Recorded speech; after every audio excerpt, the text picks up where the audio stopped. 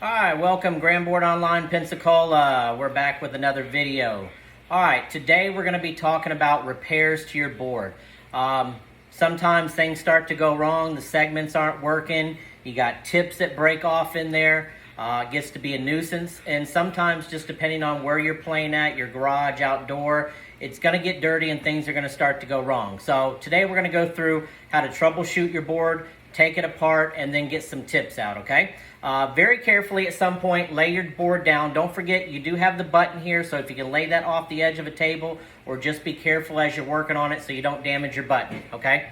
On the back of the board, there is going to be about 8 screws that go around through, about 4 in the middle and a few around the outside. And then there is also, don't forget over here, 2 screws for the battery compartment. Now I want to talk about the battery compartment real quick.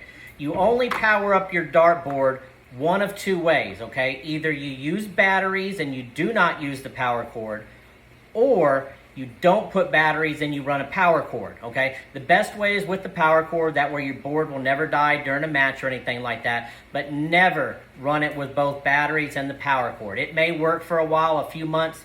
I've seen numerous things online where people start to say their board's fried, something went wrong, what happened, and it turned out they kind of fried the inside because it was running with both batteries and the hard wire. So again, one or the other. Batteries are hardwired. Most people use the wire, okay? All right, when you get your board down, once you take off the screws, I went ahead and did that so it wasn't time consuming. You can see just a bunch of 8 small little black screws, okay? Carefully take off the back of your board.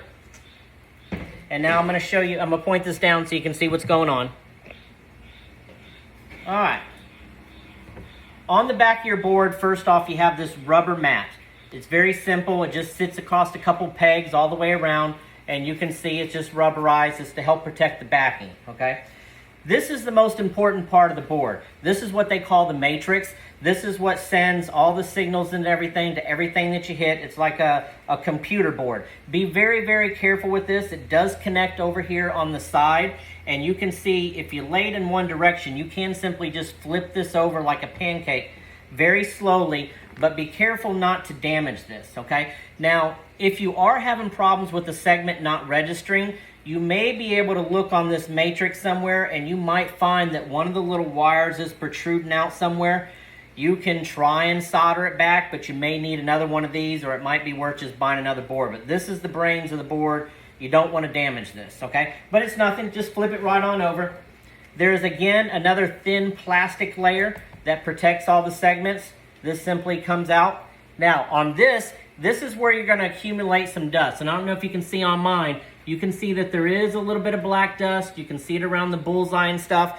There's nothing electronic on this. You can wipe it down with a damp cloth or something, but just make sure it's dry before you put it back on. But this is where what could be causing some problems with your segments and stuff, okay? So you do want to clean this. All right, last we are looking at the segments. There are styrofoam inside each one of the little segments. You can simply pull out one of the styrofoams, and then the segments come right on out, okay? It is simple as that. And if you look on this one, I happen to have a white tip stuck in it right there. And all you got to do, if you look around the back side, it actually protrudes out a little bit more, if you can see that. You can either grab a small pair of pliers, or you can just finish puncturing through with something small like a toothpick or some type of needle. And now you can clean out your dartboard, okay? It really is that simple. Don't be afraid to take it apart, but again, just be careful with that matrix when you pull it out.